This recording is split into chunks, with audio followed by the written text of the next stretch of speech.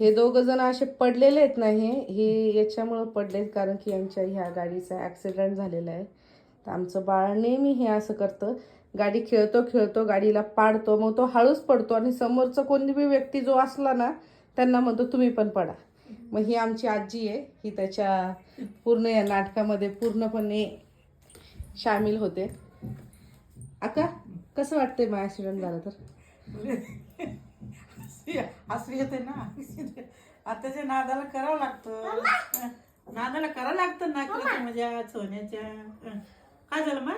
लाग का कुठे लाग? इथं डोक्याला लागलं तुझ्या? बापरे, अशी कशी गाडी पडली रे? गाडीचं काही नुकसान झालं का बघा बरं? गाडी तुटली का बघा बरं? गाडीचं नुकसान झालं का बघा बरं? उठा बरं.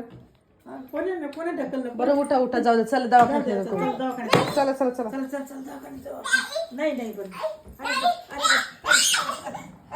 अरे अरे अरे अरे अरे अरे अरे अरे अरे अरे अरे अरे गाडी पडली.